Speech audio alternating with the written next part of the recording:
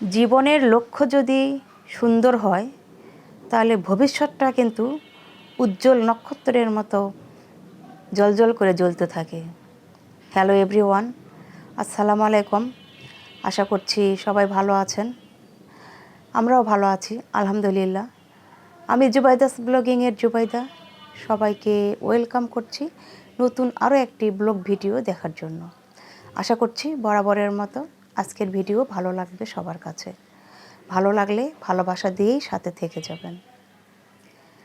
আজকে শুধু রান্নাবান্নাগুলো দেখালাম, মানে কি রান্না করেছি সেগুলো, কিন্তু কিভাবে রান্না করেছি সেগুলো কিন্তু শেয়ার করিনি। তো এই জর্দা পোলাওটা বানিয়েছে আমার হাজব্যান্ড।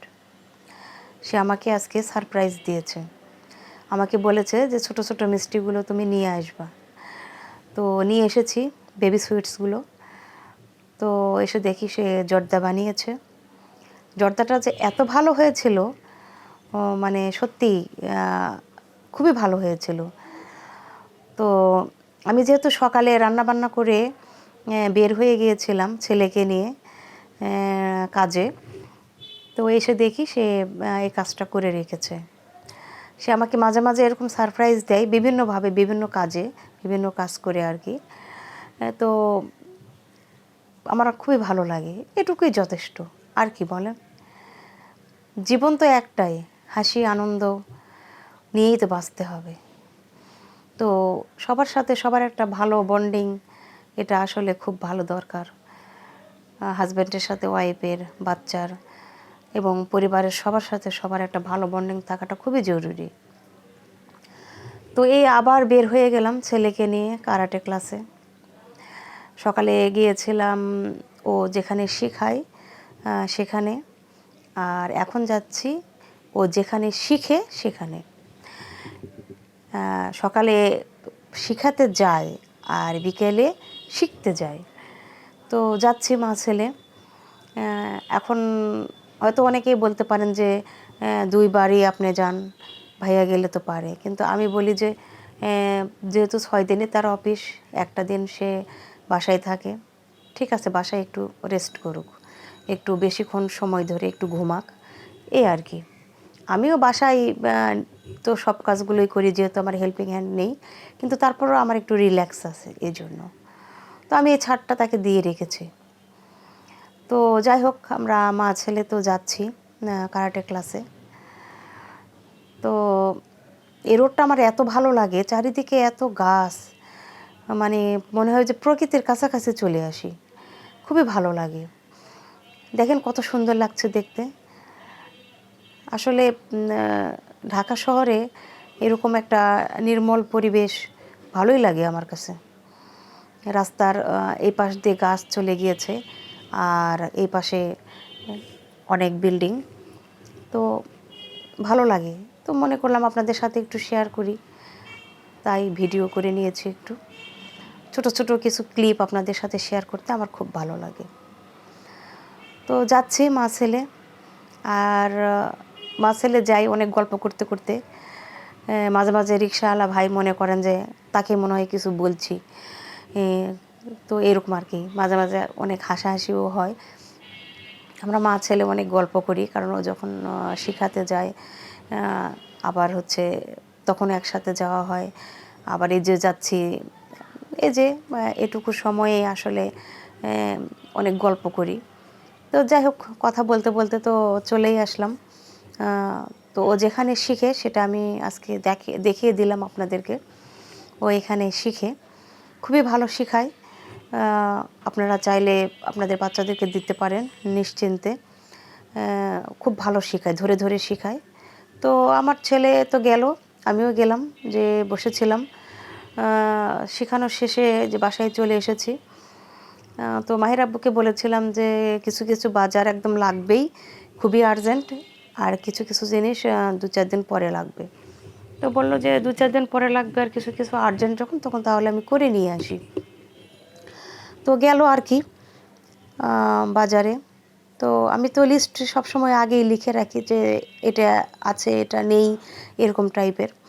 তো লিখে রেখেছিলাম যেগুলো, তো সেভাবেই বাজার নিয়ে এসেছে। আসলে কোনো মাসে এক এক মাসে এক এক জিনিস লাগে। এই হচ্ছে অবস্থা।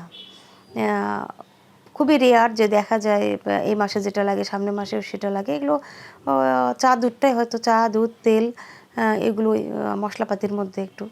তাছাড়া কোনো জিনিস থাকে যেগুলো আ এক এই মাসে একরকম, পরের মাসে আরেক রকম এরকম। তো যাই হোক গরুর মাংস নিয়ে এসেছে।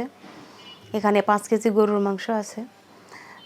তো আমি ১ মাসের জন্য যতটুকু লাগবে ততটুকুই আনতে বলেছি। কারণ আমাদের বাসায় মাংসটা একটু বেশিই চলে।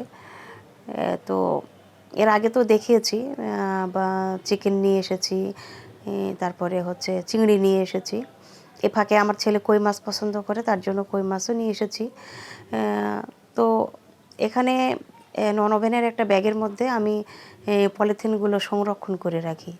তো নন ওভেন ব্যাগের মধ্যে আমি এই পলিথিনগুলো ভাঁজ করে রেখে দিয়েছি। দিয়ে এই ব্যাগের পেছনে ছোট্ট করে একটু কেটে দিয়েছি, যাতে আমার পলিথিনটা একটা করে বের করে নিতে সুবিধা হয়। এভাবেই আমি পলি ব্যাগগুলো সংরক্ষণ করি। কারণ যেখানে সেখানে ছড়িয়ে ছিটিয়ে থাকলে আসলে দেখতেও ভালো লাগে না, আর নিজের কাছেও কেমন একটা অস্বস্তি লাগে। তো এই কারণে আমি খুব সহজেই যাতে হাতের কাছে পাই এবং বের করে নিতে পারি, এজন্য আর কি এভাবে রেখেছি। আপনারাও চাইলে এভাবে রাখতে পারেন। পলি ব্যাগগুলো সংরক্ষণ করে রাখা হবে এবং প্রয়োজনে ব্যবহারও করা যাবে। আর আমার যে কয়টা পলি ব্যাগ লাগবে আমি ঠিক সে কটাই বের করে নিচ্ছি। খুব সহজেই বের করা যায়। তো যেহেতু আমার ফ্রিজটা খুব একটা বড় নয়, ছোট। ও তো মানে বক্সে যে আমি রেখে দেবো, এটা রাখা যাবে না, এতটা ধরবে না। এই কারণেই, কারণ যেহেতু ফ্রিজের মধ্যে আমার আরও বাজার আছে, মুরগি আছে, মাছ আছে, এই কারণে রাখা যাবে না আর কি। তো এজন্য পলি ব্যাগগুলো আমি বের করে নিলাম। নিয়ে এখন রাতে যতটুকু রান্না করব সেটুকু রেখে আমি বাকিগুলো এরকম পলি ব্যাগের মধ্যে রেখে দিব।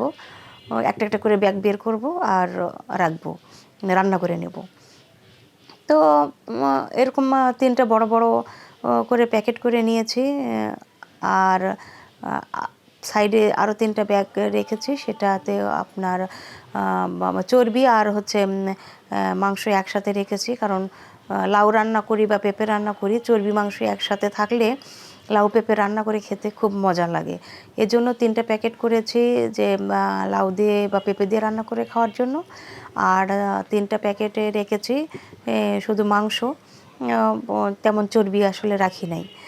তো মায়ের আব্বু অত বেশি চর্বি পছন্দ করে না, আর সে লাউ পেঁপেও ওরকম খায় না, আমরা মা ছেলে যা খাই এই আর কি। তো এখন ফ্রিজে ফ্রোজেন করে রাখছি।